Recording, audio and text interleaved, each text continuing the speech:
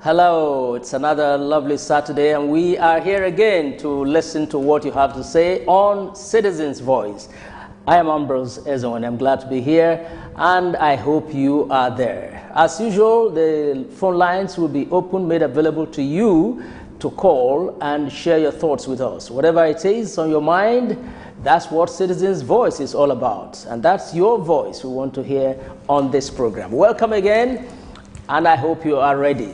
Going through the papers today, a lot again being discussed. The federal government compiling fresh names of looters, in quotes. That will be the third batch, I suppose. We're likely, according to reports, to see new names of former governors, ministers, and even bankers in the new list. So we are waiting. We are waiting. Okay. Of course, the $1 billion released recently is still in the news. People are talking. Why did it not go through the Senate? Why did they not approve? Why did the president boycott the Senate? And so on and so forth. Others are saying, well, that's money for 2019 campaigns and for other elections. Somebody said it's for Ekiti election, governorship election. Well, what's on your mind? Is that what you want to talk about? Whatever it is. Remember, there's no restriction. All we ask is that you be polite in your speech. When you are talking, don't insult anybody, don't insult any institution. Just say what you want to say the way you want to say it without insulting anybody.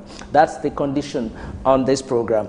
Let's take a listen at what people are saying about that $1 billion released to equip the army to fight insurgency. Some people are saying, no, that's not the purpose, especially the opposition party. It is for the 2019 elections. But we're asking essentially, should it have gone through the Senate? Do you know about what conditions apply there?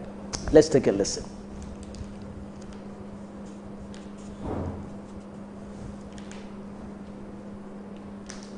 Approve. But it actually depends on the amount. You understand? That is to be used. You understand now? But it's too much for approval. You understand now? Because right now, according to the situation of the country now, people are not believing that the money should be used for arms because there is a high rate of poverty in the country. You understand now? People believe that that money is not meant for arms. You understand? They believe that that money is going to be diverted for something else. That was why the masses are crying. Poverty rates, unemployment in the country, you know, and the educational sector is not working well. So why now should the Senate approve 1 billion naira for arms? And if any money is going to be approved, let it be something that is reasonable enough for arms. We are not against the approval of money for arm purchase because security is very, very important. But what Nigerians are against that the 1 billion naira is highly outrageous. You understand? And if they are going to approve, that money, why this time? Why this time that they want to approve that money? They should have done that longer ago, not this time that election is fast approaching. Nigerians want to know if actually that money is actually going to be used for arms and not diverted for the use of another project. Well, is for now the whispering is not 100% certain. You understand? is because they feel that election is fast approaching, that this arms fund should have been approved longer ago before now. So it's a 50-50 thing. It's possible it can be used for election, and it's still possible it may not be used for election. But we are watching events. But I think that money is too much for arms because there is poverty in the land. People are hungry. Then why approving such amount of money for arms when Nigerians are dying in starvation?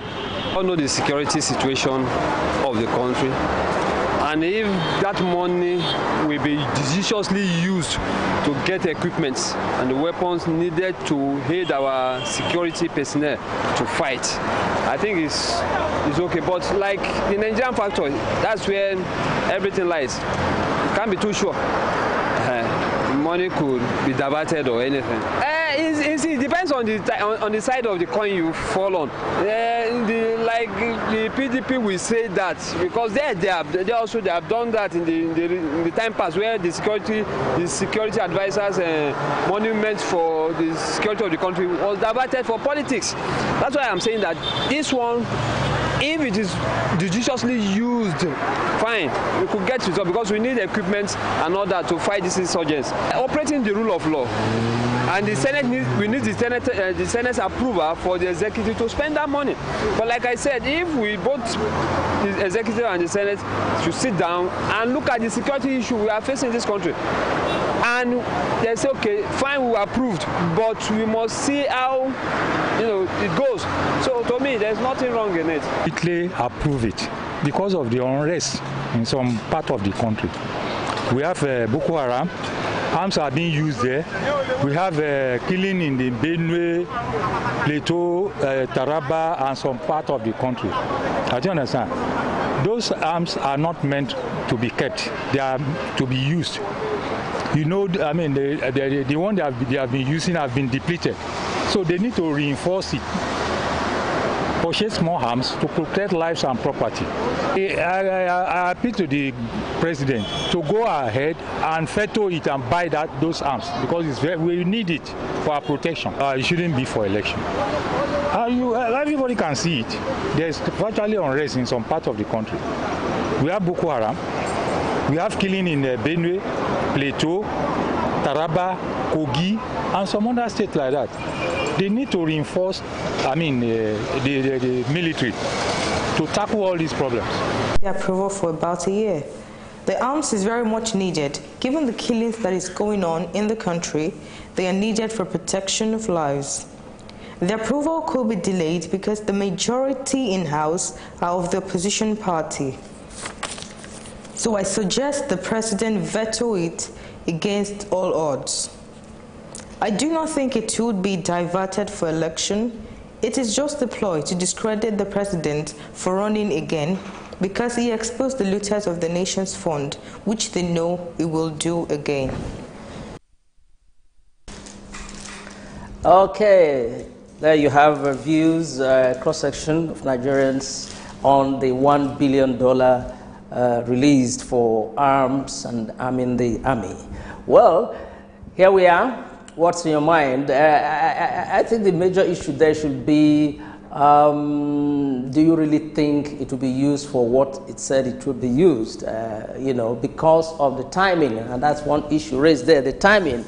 Why now? Why now? You've been fighting insurgency all this time. Why now? And that's why the opposition quickly said, well, that's saving funds for the campaigns, not for the, because, beyond this, you don't give account of funds spent on security. So that's what they're saying. What do you think? What do you think? Well, you heard some of them, they're saying, no, they are sure it will be used for the purpose because they won't have the moral right to criticize the former regime for doing something like that if they are going to repeat the same thing. And I think they should have learned one or two lessons from that. If you are probing the past, those who misuse the funds, for arms, you cannot now go and misuse your own funds for arms. That's natural. That is, it's right to think that way. But that's the suspicion of the opposition. Well, someone has also said that that's the duty of the opposition. You monitor them and make sure that the money is used as said.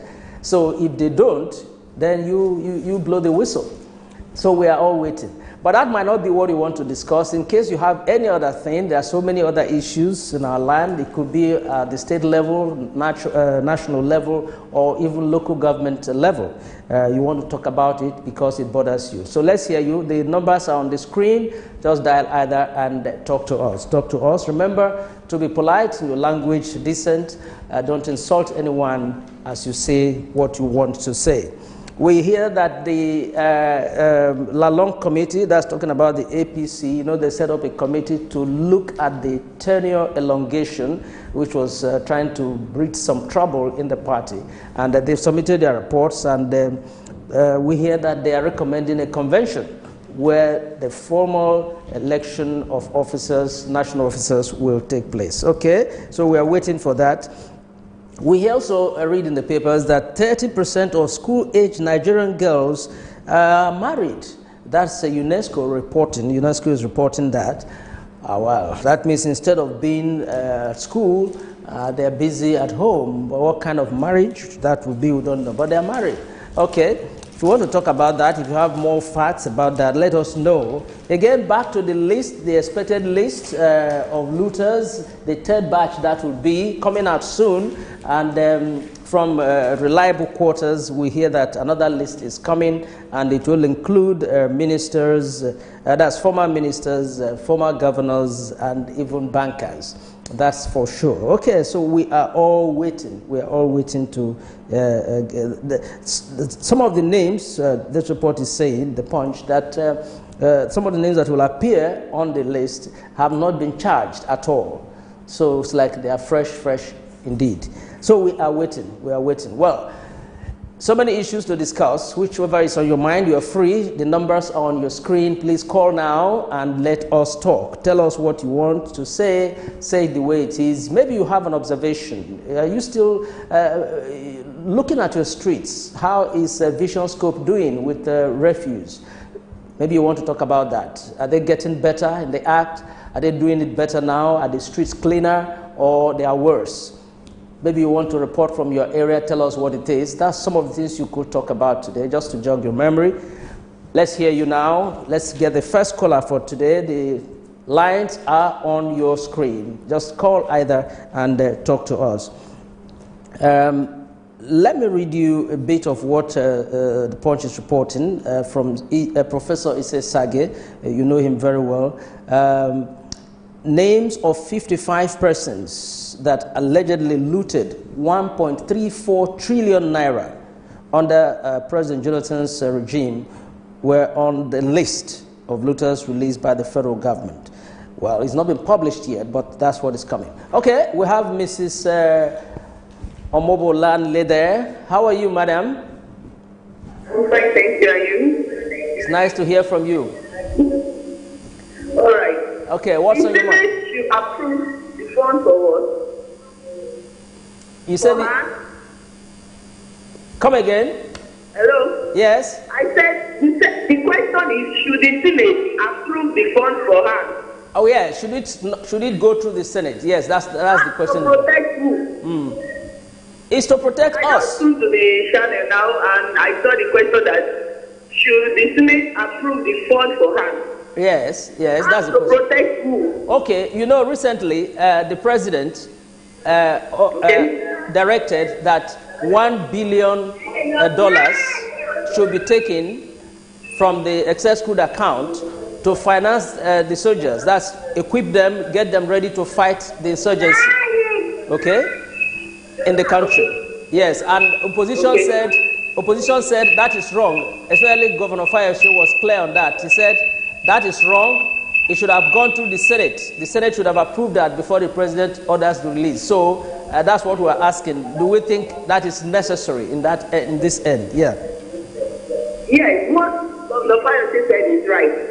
But if we should go by the separation of powers, the Senate, they are supposed to approve the bill Okay. before the president could approve it. Okay. But then, now, my question is, the protection, the safety of the citizens is not the priority of the president. Now, ordinarily, because some states, they are complaining that the soldiers said they are misbehaving, and yet, nothing has been done about it. What they could say was that the governor did not write any letter to the federal government. But they are not telling us they are going to approve funds after the adoption of those girls. Is it to go and fight to release Leah Sharibu or what? The hands for what? They should not start fix the country. People are lamenting, people are languishing in poverty, and you are saying you want to approve funds for her. What's that for? They should fix the economy of the nation, then education. Now you are saying for protection of who? For the protection of the federal government or the citizens. And welfare is not a priority. Yes, we can say it categorically. They are just there for their own interest, selfish interest. God will just help us. All we need to do now is to pray for Nigeria that God should just take absolute control. Okay. All right. Yes. Okay, bye. Thank you very much. Thank you very much, Ms. Mobiladli. Thank you. Thank you for your call. Okay, she feels emphasis should be on revamping the economy and not on fighting insurgency. Well, that's what probably some of us may not know, that when there is insecurity, no matter what you build in the society, it will not last. Take the Northeast, for example. No matter the structures you put in there now, unless you curtail the works or the deeds or havoc done by the insurgents, they may not endure. And that's why security comes top. You know, if you are safe, you are sure that what you put on ground will last, then it makes sense to go on. But when you are not sure of security, that's her opinion, and she's entitled to it. But just trying to emphasize the need for security. Security is paramount in any situation, any time, because your safety comes first. If you are not safe, you cannot do many things. You cannot do many things. So if they need to fight the insurgents more and deal the final blow on them, I think many people will say, yes, it's okay to do that. But whether the funds should be released now, looking at the timing, I think that's the issue. That's the issue. Okay, but you're free. Tell us what you think. You've heard what our first caller said, that the emphasis should be on the economy, not on the fighting insurgency. Maybe you want to even scan that further. Do you agree with that? That might be what you want to react to. It's possible. Which comes first? The economy, security. You want to tell us what you think, what's on your mind? Please call. The number is there on your screen. Just dial either of the two and talk to us on Citizens Voice. We're here every Saturday to give you a platform to speak up and speak out. Any issue at all, whether it's at the national level, at the state level, or at your local government level. It could be something on your street. As I said, the refuse, the heaps we see around. Sometimes 3 weeks ago on this program we talked about them. We did see some signs of improvement. Vision Scope was, coping. Recently, people are complaining that it appears the picture has changed. Picture has changed. And one report was saying yesterday, I think, that the old Loma was being invited to step in. Maybe in some areas. I don't have the details, but if you know more about that, let us know. We raised the question on this platform. Why would a winning team be changed some midway? Because Loma appeared to have gotten used to cleaning Lagos and keeping it clean, and suddenly we hear of another outfit, Vision Scope, and Loma, as it were, I think was restricted to medicals and other areas, while the public refuse was meant for Vision Scope. But from what we see, Vision Scope is yet to get grips of that game. And that's why you still find heaps of refuse. I did talk about the Ojuoye area, that's in Mushin, 3 weeks ago on this program. It was very clean, but as at 2 days ago, a different picture is what we have there. It's like the people no longer come to that place. I don't know the details, but I'm talking of what we see. As at 3 days ago, Horrible sight, horrible sight, horrible sight. Okay, maybe it's the same in your area, or it's a better picture we have in your area. You want to talk about clearing of refuse in Lagos. The lines are open. Please call us now. You want to talk about APC and the tenure elongation. Maybe that's, you're into politics. You want to talk about that. Citizens' Voice gives you the opportunity. You're not restricted in what to say. All we ask for is a decent presentation. Okay? So let's hear from you out of the lines you have on your screen there.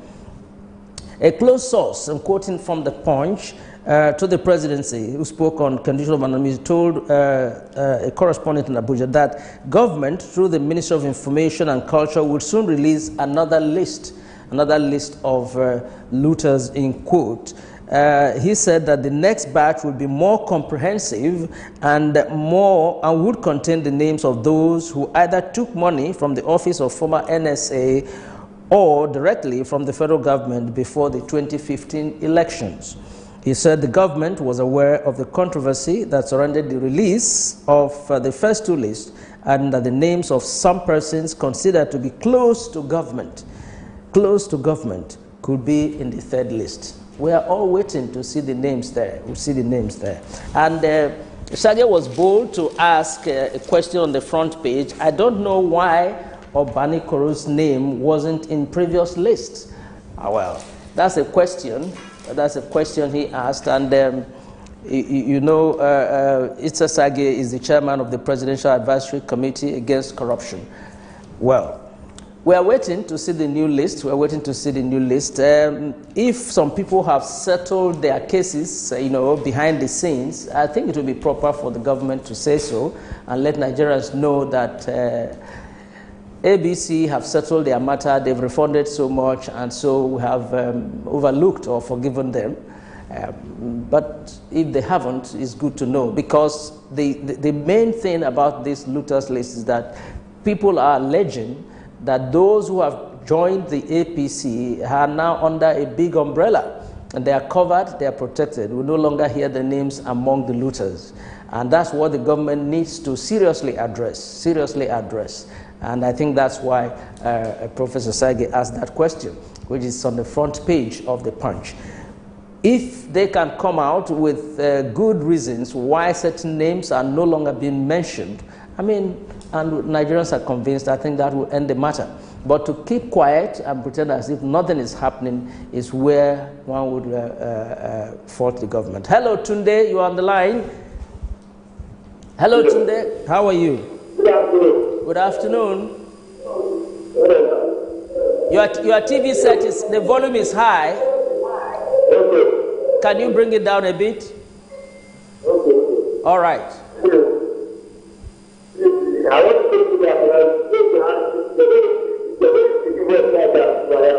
Hello? It's a bit noisy. Hello?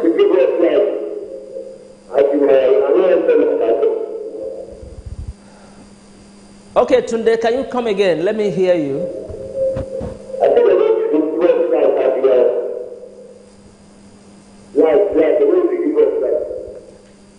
James, I need someone in the studio here. I need to work on the volume. Okay.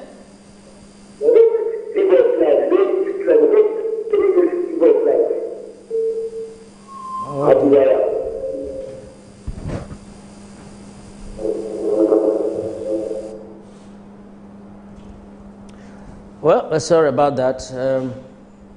Really some technical issues.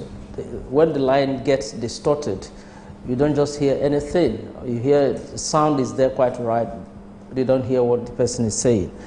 I don't know whether the fault is from this end or that, but please, the first thing, control your volume when you want to talk so that we can hear you. We'll take a short break. We'll come back in a moment.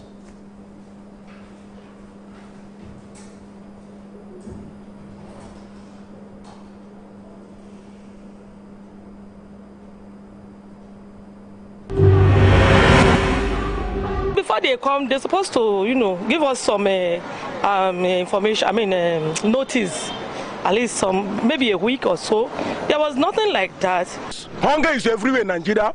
People are dying every day, but Nigeria government are keeping quiet. Herdsmen are killing people. Why? It's not what we expected because of these old men that are leading us, and you people know, you are aware that these people are not the right people to lead us. These kind of people that are leading us here are people of black mind. They just care about themselves and their family. You are fighting my village. Render me useless. If I call it useless, I'm not a mistake. The other place where they build a shop, call it Plaza. Say each shop there are 4 million naira. So I don't have the money, so I have to leave. If you plan to get a tribal mark, it takes a lot of pain, but after some time, you enjoy it. No, we experience hold up now during the construction time. Then after some time, we start enjoying it. The way They're supposed to, give us some information. Notice. At least maybe a week or so. There was nothing like that. Hunger is everywhere in Nigeria.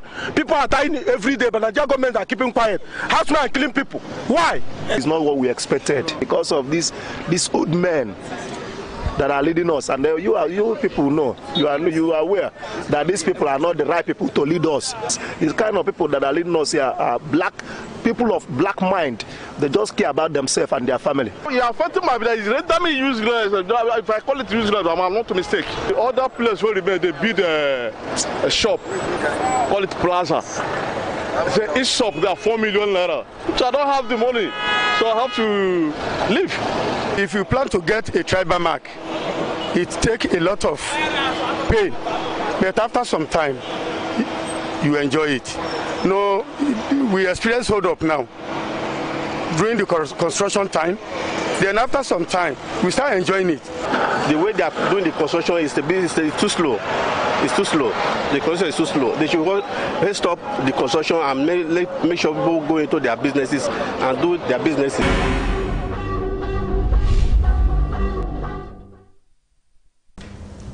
Okay, welcome back. This is Citizens Voice, where we give you the opportunity to speak your mind. Whatever is on your mind, you're allowed to speak on this program. Every Saturday we're here at 12. Someone called in that there's no light in Iwaya. I wanted to know for how long, in some areas, people are talking about slight improvement in the supply of electricity. In some areas, I've heard good reports about slight improvement in power supply. But someone called from Iwaya. He didn't tell us for how long, but he just says we don't have light in Iwaya. Before we could say for how long has that been so, he cut off. So if you are the one, maybe you want to call again and tell us more about that light situation. For how long has it been so? If you don't have light in Iwaya, for how long? If it's just 2 days, well, we're used to that. But if it's getting to weeks and months, there might be a fault. And we would have loved to know if you've made a report to the PHCN in your area to let them know the situation. At times they might not know. As someone said, they are very good when it's time to disconnect. That's where they are very active. Other areas, you don't get the best from them. That is the truth. That is the truth. Okay, so if you've not made a formal report, or if you have and there's no response, we want to call back and tell us the situation in Iwaya, talking about power supply. Okay, the $1 billion for fighting insurgency and properly equipping the soldiers to do their work. Controversy over that. Some say it's not for that purpose, it's for politics. Maybe you want to share your opinion on that with us. But somebody has also said no, they cannot do that. Hello, Uzo. Hello, Uzo. Uzo. Oh, we've missed that call from Uzo. Okay, please try again if you can. Try again if you can. Whatever it is you want to talk about, just be factual. Don't use indecent language on this program. It's not allowed. And you're free to say whatever you want to say, okay? I was talking about the refuse on your street in your area. Hello, Uzo, are you back? Hello, Uzo, are you there? That will be the second attempt. You can try the other line, Zo. You can try the other line. Okay, are you there now? It's totally bad. Very, very deplorable. The short is a danger zone. The refuge being both sides, the potholes are no moving potholes, they are almost this. Please let the authority concerned help us before many things come out of us. Okay, that's in Lawansin area. You are calling from Lawansin. Are you talking of your area?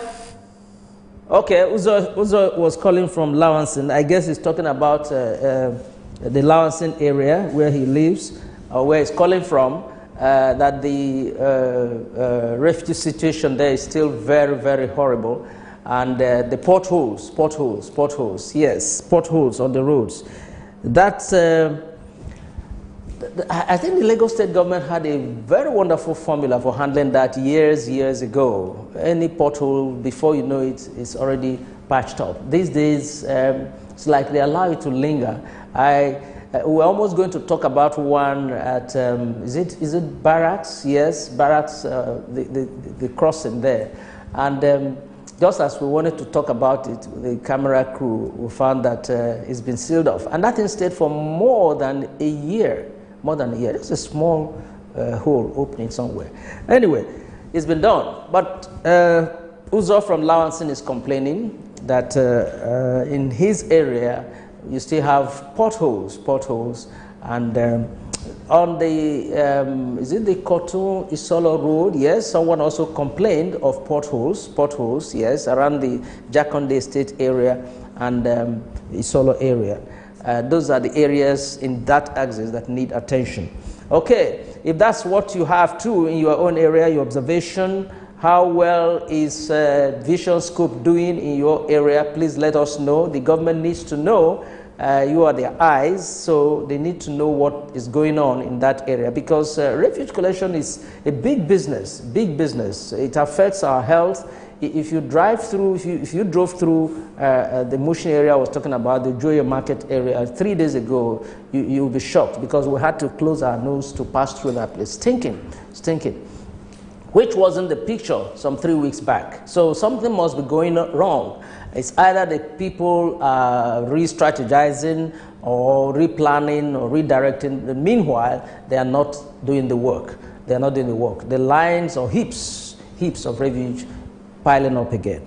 Okay, you want to tell us what the situation is like in your own area. You want to talk about the $1 billion, yes, released for, or ordered for release for insurgency, to fight insurgency. You want to talk about that? Do you think this government, let me ask you, do you think this government, having criticized the former government, will repeat their mistake? Will they divert that fund, which is the fear of the opposition? And they have already raised the alarm over that. That is for campaigns.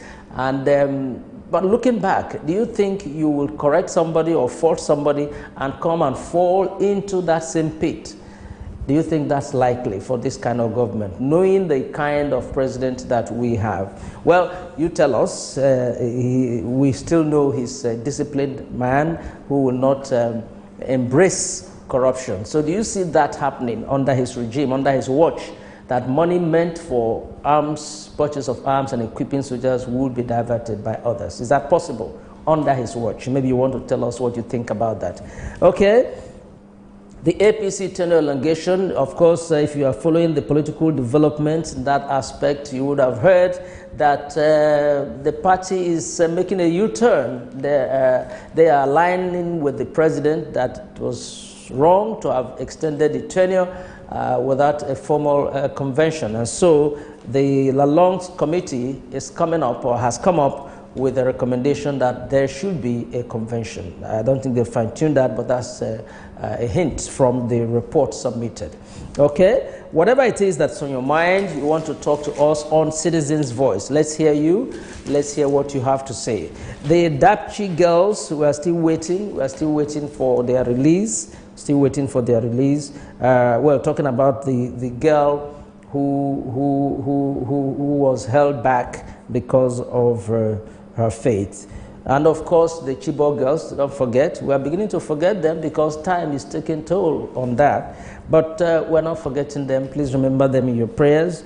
I was expecting Mama Boko Haram to tell us more about Chibok girls, but it appears she doesn't have much information about those girls. Okay, we're waiting. The numbers are on your screen. Tell us what you think about what you've heard or what you've seen around you somewhere. And the issue that 30% of girls who are supposed to be at school are married. Where are they married and who is marrying them? That's the issue. I'll see if we can bring you highlights of that, because that's discouraging. They're supposed to be at school to build their future and prepare for life, but now if they are married at such an early stage, then it means the future might just be bleak. And talking about teenage marriage, somebody has said it happens to the children of the poor. And I think I agree with that. Do you really have daughters of rich men getting married at 13, 14? Does it happen? That could be an accident, but not a normal practice if you ask me. But it always happens to the children of the poor, who at times suffer neglect, and out of what they go through, they fall into such traps when an offer comes. But for the rich, I stand to be corrected. You call and tell me, yes, it has happened to some children of rich men that you know, that at 13, 14, they got married. It's not common. It's not common. Maybe one or two, but I don't know of any. Why? Because the level of lack differs. Yes, I think these children are frustrated. Their parents are equally frustrated, and because they cannot manage the frustration, they force their children or lure them into early marriage. That's why you have 30%, that's high, of schoolgirls. And that's a report from the United Nations. Let me just read you a portion of it. The United Nations Educational, Scientific and Cultural Organization has said that 30% of Nigerian girls aged between 15 and 19 who should be in school are currently married. The UNESCO added that only 14% of girls from low-class families in the country completed primary school, while only 27% of boys did so.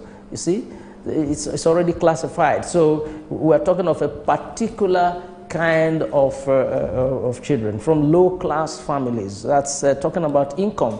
The United Nations agency gave these statistics in release signed by its Communication and Information Sector officer ahead of the inauguration of the Nigeria 2017-2018 Global Education Monitoring Report, meant to call the attention of the federal government to its responsibility.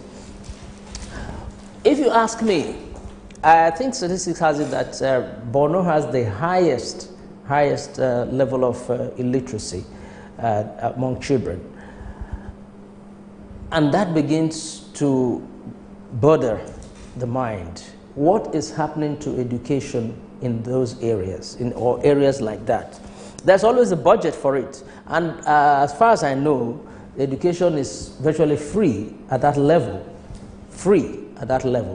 Is it that the children themselves refuse to go to school, or the school is not within their reach? What could be the problem? Because you're not talking of money now. You're not talking of inability to finance education. Let's hear from Shegun first. Hello, Shegun. How are you? Yes, what's on your mind? Hello, Shegun, you are there. Can we hear you? Hello? You've changed your mind, or we've lost the signals? Okay. I thought Shegun was going to tell us something. All right, back to what we were saying. The funds meant for education is there. Now we're asking, is it that the children don't want to go to school, or the schools are too far away from them? What could be the problem? If you've lived in that part of the country, please let us know. Let's share your experience with us, especially those who have served as youth corps members, you know, or we've done business in the north, especially Borno State, where we heard they have the highest level of illiteracy. Let us know what could be responsible for such rate, because there's always a government. There has always been a government in place. There's always been a budget for education. And yet we have such level of illiteracy. What could be the reason? If you have an idea of what's happening there, share it with us. And those at the decision-making unit near the corridors of power may just learn one or two things there. Someone has said, you know, that the lifestyle there is for people to be naturally impoverished so that they can remain mendicants, always begging for alms. And I said, that cannot be a lifestyle in this day and age. It cannot be a lifestyle. The parents have a duty to say, no, this is not the kind of life my child would live in future. And since education is free, why not make the best use of it while it lasts? Why not? It's a big puzzle, because I know down in the South, the problem is no money to send my child to school. And then there you have money waiting for you. You are asked to come and school freely. And it's not happening. Something is strange there. Hello, Shegun. Can we hear you now? Hello, I want to talk about the ones to get to buy. Equality purpose is very, very important.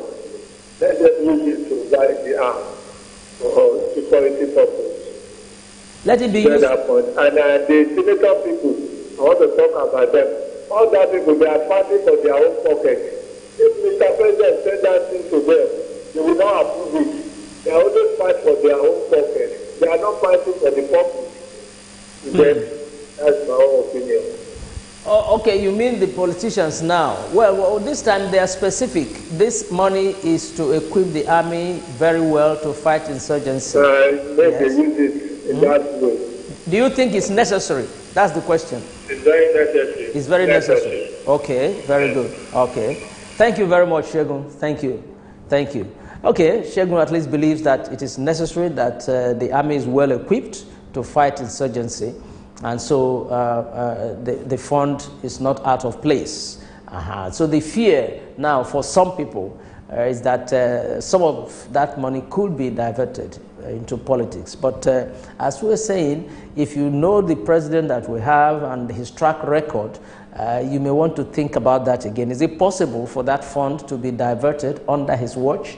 I hesitate to think so because he faulted the former regime on that. So would you open your eyes and fall into the same pit and allow others after you too to criticize you? Hello, Emmanuel. Oh, good morning, good afternoon, sir. You're welcome to Citizens Voice. Yes, sir. What I have is about the girls. Okay. That they say they are married, 13 girls are married. Do you know what happened in Nigeria? There is poverty. Yes. And our government are not taking it. They are not taking the right for the children. Why? See, the rich men, they cannot kidnap the children out, they cannot go unmarried on 15 years. You will see them married, doing party, doing this, doing that. But we the poverty people, we are suffering. And no one will accept that my son or my daughter to go and marry at the age of 15. That is the poverty of Nigeria. That is what causes it. Is it of Nigeria now, of the individual parents? Because if you have a child of 13 years, 15 years, you are the one, the parents, you are the one who can say go and marry or don't marry. Do the parents say no? Do you know what, sir? When the parents have money to send his children to school, the children will not go out and do anyhow. There will be properly care and taking care of them. But when there is no money, they will go out. And do you know when the mother goes to market now? Do you know what the children is doing now? Nobody knows. Let we Nigeria train our children very well. Because we are suffering. That's it. Okay, all right, Emmanuel, thank you very much. Thank you for your contribution. Thank you. Okay. What the children are doing when the parents are not at home? Well, that is ad hoc, if you ask me, because it's not, whatever they do outside there, can that lead to marriage? We're talking of a permanent situation where the child stops schooling and then goes into marriage. Shouldn't the parents play a role in that? That's the question. Because it's like some parents, because of the situation they go through, allow that to happen. Either they feel, oh, if she gets married, that will be a burden off me, let her go. Or the parents have been, in quote, bought over by the prospective husband with money, you know, lavished a lot of gifts on you, and you now say, oh, thank God this has happened to me. Take her. Is that the situation? Because marriage is either is forced, or the girl elopes with the man and you don't have control. But at what age? At what age? That's the question. Some people feel strongly that poverty is behind all this. Poverty is behind all this. Maybe they cannot feed well, and now somebody comes and says, let me take your child. And they say, okay. There was another argument that most of the children are not told initially that they're going to be married out. They're told they're going to live with an uncle somewhere, is going to send them to school, you know, rosy pictures are painted, and the young girls, innocent as they are, fall. And when they get there, something else begins to happen. And by that time, it becomes too late. That could be a more reasonable trick to listen to. Because a child of 15, 13, getting into marriage, one wonders the kind of future you're building for that child. But again, who are those men who come for such children?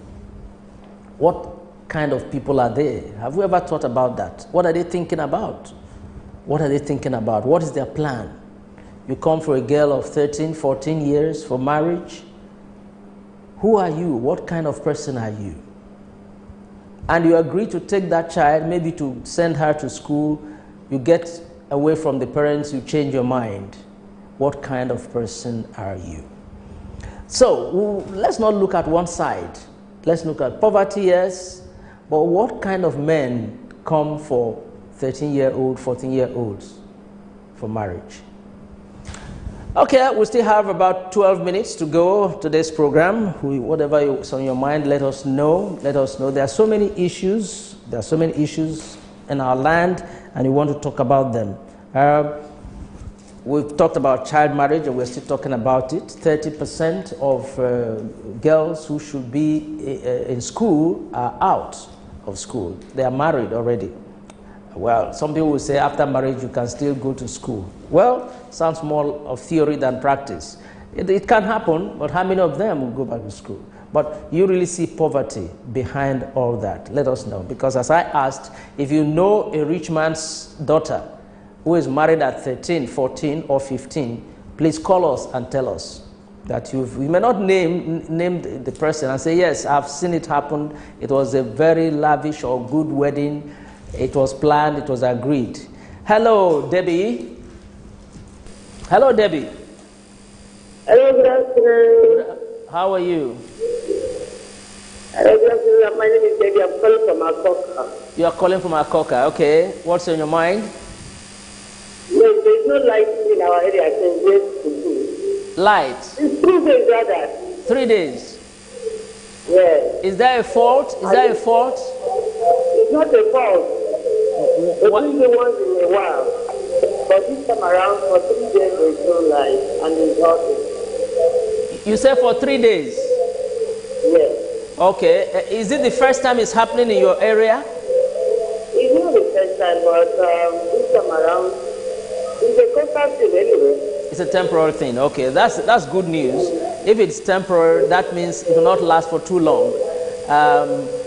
Because there are areas that have stayed longer than that, if you know what I mean. So if it's just for 3 days and you are sure it's not going to last for too long. But have you made any inquiries? Have you seen any of the NEPA officials or PHCN officials and asked what's happening? The only time I saw them here was when they came to disconnect. Oh, they are very good at that, yes. But did you ask them, why didn't we have light, or why don't we have lights now? Yes, I do ask them. Okay. No, it's they good. Tell me if they are not in position to give us light. Okay, yeah, it's a different team, yeah, okay. Well, let's hope, Debbie, that it won't last for too long, but if by next Saturday you don't still have light, then that will be something strange and new. Then you might call us again and let us know, okay? Okay, sir. But I want to talk about the poverty thing you're talking about. Okay, okay. All right. For instance, the government are giving us free education. Mm-hmm.